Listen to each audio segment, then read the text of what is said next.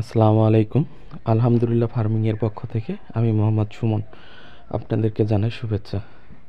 তো চলেন আজকে হাঁসগুলো আমার ছাড়ি। সকালবেলা উঠে খামারের হাঁসগুলো ছেড়ে দিলাম।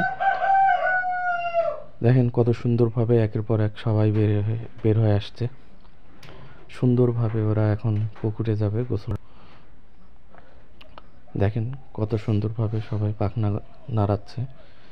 তো চলেন আপনাদেরকে আজকে দেখাই যে কতগুলো হাঁস ডিম পারলো আজকে। যেহেতু আমার হাঁস সবে মাত্র ডিমে আসছে, ডিম দেওয়া শুরু করছে। তো ডিমের পরিমাণ আশা করা যায় ভালোই, মোটামুটি হাঁসের ঘরের ভিতরে অনেকগুলাই ডিম। তো ডিমগুলো সবগুলো একত্রিত করে আপনাদেরকে জানাবো যে কতগুলো ডিম দিছে আজকে হাঁস আমার। তো হাঁস যে ডিম পাড়া হাঁস ডিম বৃদ্ধি করার জন্য মূলত লেয়ার 1 ফিড দেওয়াটাই আমি মনে করি যে খুব ভালো। কারণ লেয়ার ফিটের মধ্যে সম্পূর্ণ পুষ্টি উপাদান থাকে, যেটা তাদের ডিম বড় করতে এবং ডিমের সাইজ বৃদ্ধি করতে এবং শরীরের ভিতরে ডিম বৃদ্ধি করতে হাঁসের খুব ভালোভাবে সাহায্য করে। তো আলহামদুলিল্লাহ, আপনারা যারা হাঁস খামার করবেন অথবা হাঁস খামার করতেছেন, যারা ডিম নিয়ে আসছেন, ডিমের বয়সে হাঁস পালন করতেছেন, তাদের কাছে বলা যে আপনারা লেয়ার ফিডটা খাওয়ান। শামুক টামুক খাওয়ানোর চেয়ে লেয়ার 1 ফিড খাওয়ালে সব থেকে ভালো রেজাল্ট পাওয়া যায়। তো আলহামদুলিল্লাহ আজকে অনেকগুলো ডিম পেয়েছি, দেখতেই পাচ্ছেন ডিমের সাইজগুলোও ভালো। তো এদের ডিম নেওয়া শেষ, এখন ডিম সংগ্রহ করা শেষ হয়ে গেল। তো এদেরকে এখন আমি খাবার রেডি করে দিব। তো এদের জন্য প্রথমে খাদ্যের পানিতে আমি লিভার টনিক দিব সকালবেলা, কিডনি টনিক, লিভার টনিক হজম বৃদ্ধির জন্য এবং লিভারের জন্য। তারপরে সেল দেব যেন এদের ডিমের কোষগুলো বড় হয়, ডিমের সেলগুলো বড় হয়, ডিমের খোসা মোটা হয়। এই ক্ষেত্রে আমরা সেলটা ব্যবহার করব। তারপরে এখানে মোরেক আছে, যেহেতু আমার হাঁসগুলো সবেমাত্র ডিমে আসছে, তো মোরেকটা ব্যবহার করতে হচ্ছে। এটা আপনার হাঁসের ডিম তৈরিতে সাহায্য করে। তো সেল আপনারা ব্যবহার করবেন প্রতি 100 হাঁসে 10 ml, এই পরিমাণ আপনারা সেল ব্যবহার করবেন। লিভার টনিকও সেম, প্রতি 100 হাঁসে 10 ml ব্যবহার করবেন।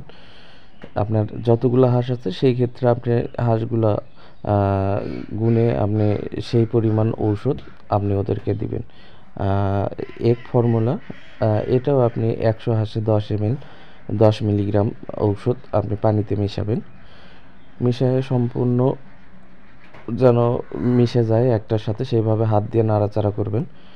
করে মিশানোর পর আপনার লেয়ার যে ফিডটা আছে সেই ফিড একবারে সুন্দরভাবে মাখায় দিবেন ওদেরকে। তাহলে ওষুধ খাদ্য সব একসাথে ওদের পেটে চলে যাবে ওরা যখন খাবে। তো লেয়ার ফিডটা আপনারা যদি হাঁসকে প্রোভাইড করেন তাহলে দেখবেন যে হাঁসের গ্রোথটাও ভালো থাকে, হাঁসের চেহারাটাও ভালো থাকবে এবং হাঁসের ডিম অনেক দিন যাবৎ ধরে রাখবে। তো হাঁসের লেয়ার ফিটের কথা যেটা বললাম, আপনারা হাঁসকে যারা ধান খাওয়াচ্ছেন, ধান খাওয়ালে দেখবেন যে হাঁসের ডিমের সাইজটা ছোট হয়, আর ফিট খাওয়ালে হাঁসের যে ডিমের সাইজটা এটা অনেক বড় হয়। তো দেখেন আমি ওদেরকে খাদ্য দিয়ে দিছি, তো ওরা খুব সুন্দরভাবে খাচ্ছে খাবারটা। আলহামদুলিল্লাহ ওদের রুচি ঠিক আছে। তো আপনারা যারা হাঁস খামারি আছেন তারা জানেন যে হাঁসের রুচি কমে গেলে সেদিন তারা খাবারটা খুব কম খায়। তো সেই ক্ষেত্রে রুচি বৃদ্ধির ঔষধ ওদেরকে দিতে হয়। তো আমি ওদেরকে আপনার অ্যান্টাসিড যে সিরাপ আছে সেটাও দিই, অথবা অ্যান্টাসিড যে পাউডার আছে সেটা পাউডারও আমি ওদেরকে দিয়ে থাকি। তো দেখেন আমার হাঁসগুলো হাঁটা চলাফেরা করতেছে, দেখা যায় মোটামুটি সুস্থ সবাই আলহামদুলিল্লাহ। তো দোয়া করবেন আমার হাঁসগুলো যেন এরকমই সুস্থ সবল থাকে।